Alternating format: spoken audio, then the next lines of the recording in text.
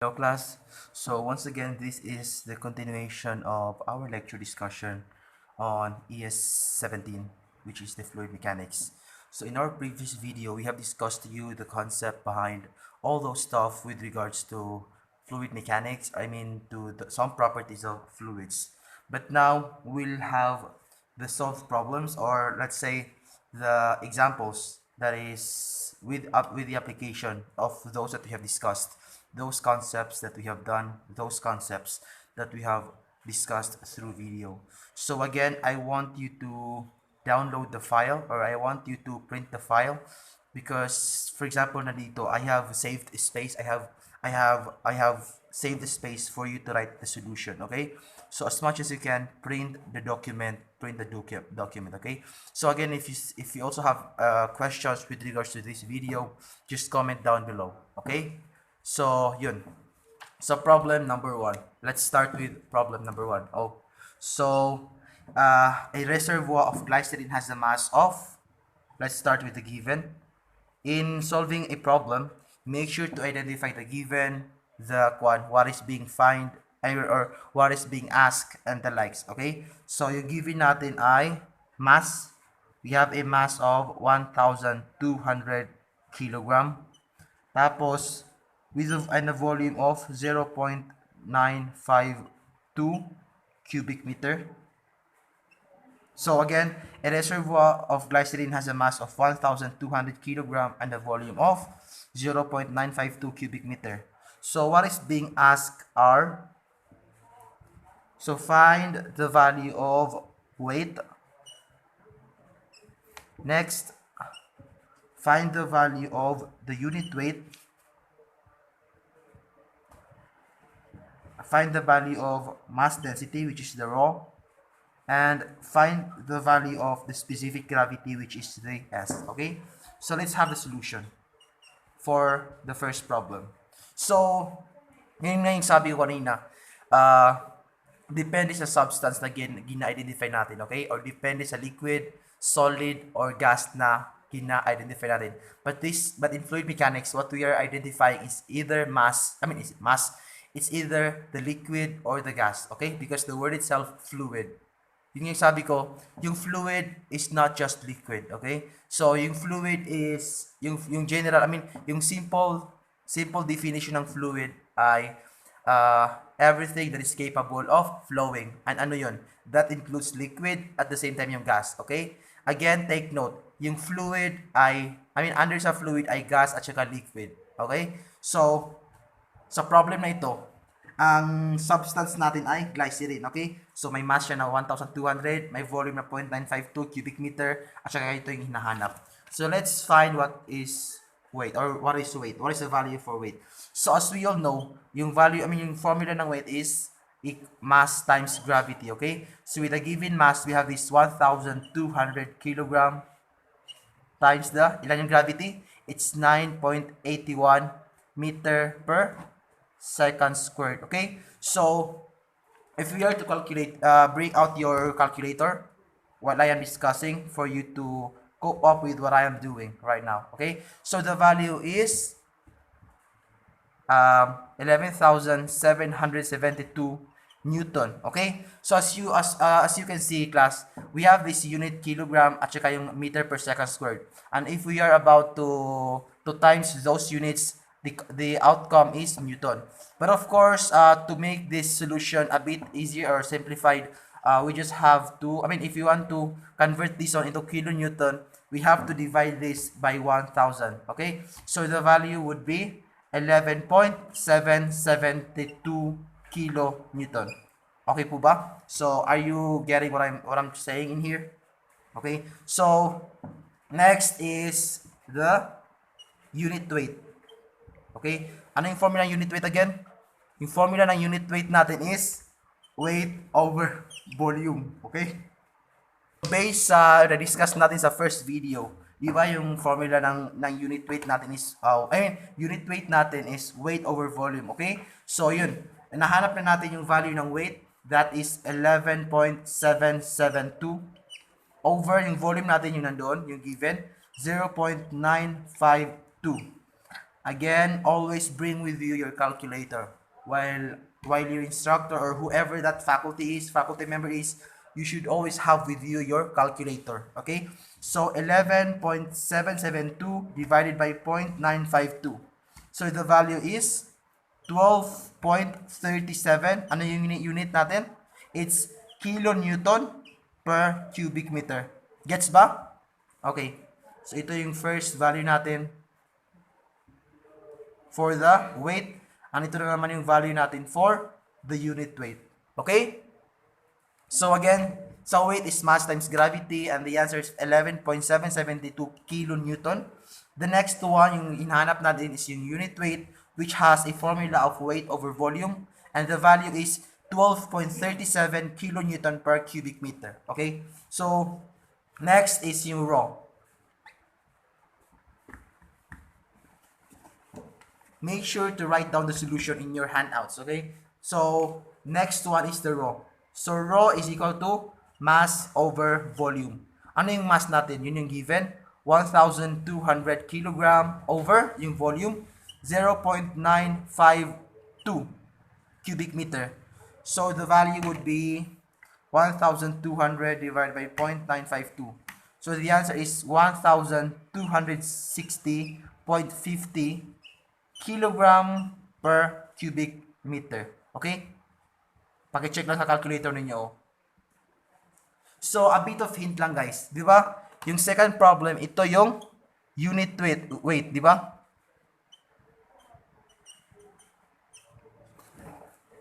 So, dito na naman yung mass density. So, as you guys in the formula, di ba, sa unit weight, the weight over volume, dito na naman sa density is mass over volume. So, to make it for you a little bit easier for you to memorize the formula of unit weight at saka yung mass density, yung sa unit weight, ang nasa denominator is weight, tapos yung sa mass density, yung numerator niya is yung numerator ng unit weight is weight, tapos yung numerator ng mass density is mass, okay? Tapos yung divider nila is volume. Again, the unit weight is weight over volume, tapos yung density is mass over volume, okay? Take note on that one. So next, we have the specific gravity. So specific gravity is the density of the substance. Yung sabi natin kanina sa first video natin, yung formula ng specific gravity is the density of the substance, whatever that substance is. Yung formula ng specific gravity is density ng substance divided by density ng water. Remember niyo ba yun? If you cannot, just paki-scan ulit yung handouts ninyo. Okay? So, again, yung sabi ko kanina, yung specific gravity is density ng substance. Anong substance natin dito? It's the glycerin. Okay? So, glycerin over the density ng water. So, what do you think is the specific gravity? Density ng glycerin? So, obviously, this one. Because it is, this one kasi yung ginamit natin dito na mass, at the same time, ginamit natin dito na volume, is yung volume at saka yung mass na na-derive natin or nakuha natin sa given. Remember? So, basically, yung na-solve natin dito na density is the density of glycerin. Are you following me? So, basically, yung sa glycerin natin is 1,260.55. So, divided by, ano ulit yung density ng water? It's 1,000. Isn't it? So, 1,000 yung 1,000 yung density ng water. So, paki-divide 1,260.55 divided by 1,000 is equal to 1.26. 1.26. Unitless siya kasi same lang yung unit nila, i-divide lang natin. Okay? So, 1.26. Again, recap. Yung sabi ko kanina sa concept ng specific gravity, kapag yung specific gravity is mas malaki kaysa 1, meaning to say greater than 1, meaning to say mas mabigat yung substance na yon kaysa sa water. So, in this case, what do you think is heavier? Water or the glycerin? Obviously, mas mabigat yung glycerin kasi mas malaki ito kaysa 1. So, ang value ng specific gravity natin is 1.26. So, meaning to say, yung bigat ng tubig, bigat ng glycerin is mas mabigat kaysa sa bigat ng tubig. Okay? So, next problem. Okay, let's proceed sa second problem. Problem number 2. So, the specific gravity of certain oil is 0.82. So, yun yung first hint natin. What is this? May given na tayo na 0.82 which is your specific gravity. Okay? So, specific gravity is 0.82. See, unitless yung specific gravity. Tapos, what is being asked? Again, class, when solving an engineering problem, whatever that is, make sure to be detailed as much as you can. For example, you have to write the given, you have to write what is being asked, and the likes. Okay? So, yung sa atin lang dito is for us to derive or to arrive into a better solution or for the correct solution. Para dito no kalibugan, para dito no kabargan. So yun, let's continue this one. So, we have this given of 0.82 for the specific gravity of oil. So, what is being asked is, ano daw yung specific weight in pound per cubic feet? Letter B, ano daw yung unit weight in kilonewton per cubic meter? Tapos sa letter B, ano daw yung mass density in slugs per cubic feet? At saka ano daw yung unit weight in kilogram per cubic meter? So in this problem, it is a matter of conversion. Kung ano yung value ng unit weight from SI to English, at the same time, ano yung value ng density from SI to English. Okay? Are you following me? So, ito yung sinasabi ko na you have to pay attention with regards to conversion of units because it really matters, it really plays a greater role while solving a problem. Okay? So, let's solve this one. Solution for letter A. Ano yung formula ng natin? Ng specific weight or unit weight?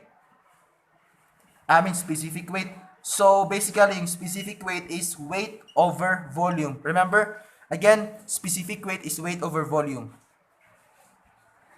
So, that is the formula. Pero, take note of this another formula again. Guys, class, take note of this formula. We have this specific weight is equal to gamma ng water times the gamma ng water times the specific gravity. Again, kung gusto natin kunin, remember, kung gusto natin kunin yung value ng isang specific gravity ng isang object or ng isang substance, all we need to do is to get the unit weight or the specific weight of water times the specific gravity of that substance that we are identifying.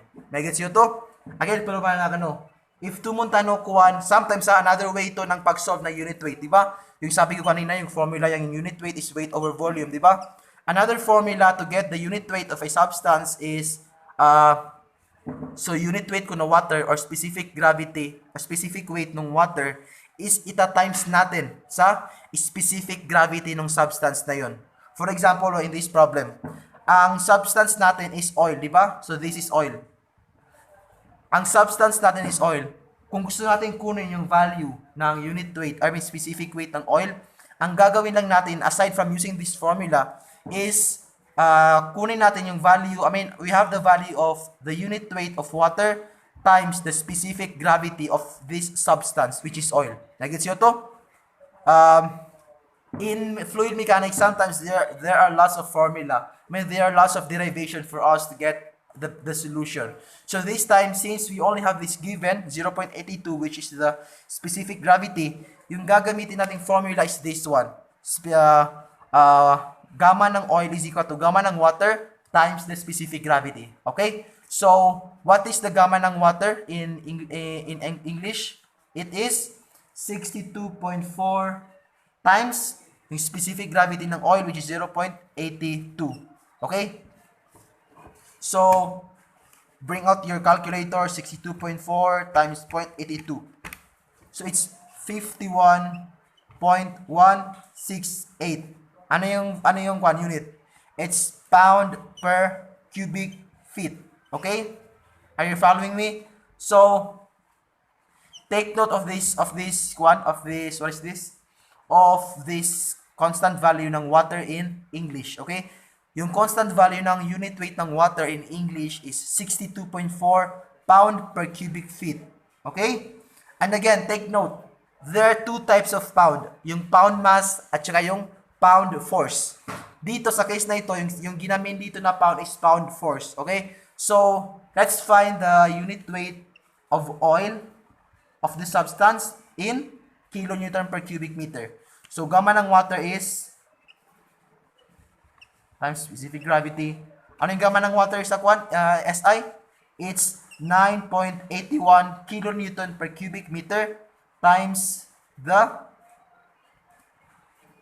specific gravity, which is 0.82. So 9.81 times 0.82, it's 8.004. I mean 8.04 kilonewton per cubic meter. So see the difference? Sa English, yung gamma ng water is 62.4. Sa SI, yung gamma ng water is 9.81. Okay? Make sure to differentiate the usage of English and SI. So let's find the value for the mass density or the density. Letter B. So what is mass density daw in terms of slugs per cubic feet at saka kilogram per cubic meter? So rho is equal to, so same lang, same concept. Gamma ng water times the specific gravity. Yung sabi ko kanina, yung formula ng gamma is mass over volume. But then we have the formula as well of S, or specific gravity, is equal to gamma ng substance over gamma ng water. Right? So as you can see, ito na-derive dito, galing dito. Okay, take note of that. Galing dito. As you can see, yung gamma ng water times specific gravity, ayon. Tapos gamma ng substance is this one. Okay? So derivation lang to. Ano daw yung ano daw yung mass density ng oil? Remember, this is oil, nasa problem ng oil in slugs per cubic feet. So, gamma ng water is 1,000. Remember? No, it's not 1,000. Yung 1,000 is actually for SI. Sa English, yung yung rho ng water or yung density ng water sa English is 1.94. Tapos multiplied by 0.82. Paki-calculate.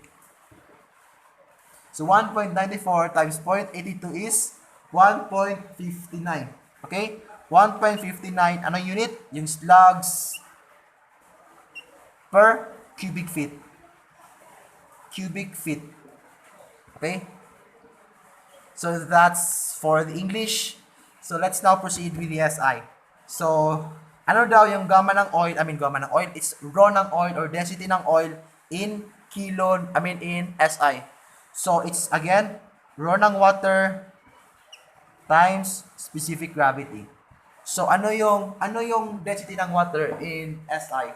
Obviously, yung density ng water in SI is 1,000 kilogram per cubic meter times specific gravity 0.82. So 1,000 times 0.82 is equal to 820 kilogram per cubic meter. Meron yung sumidyo niyan? Di ba yung sabi ko kanina? Yung sa what is this? Unit weight ng water in English at saka SI magkaiba, obviously. Same goes dito sa density. Density ng water in English at saka density ng water sa SI is magkaiba. So take note, yung density ng water in English is 1.94 slugs per cubic feet. Tapos density ng water in SI is 1,000. Okay? Take note on that. So let's now proceed with problem number 3. Again and again, I make sure to that you have printed the file for you to follow what I am saying in here. Okay? So number I do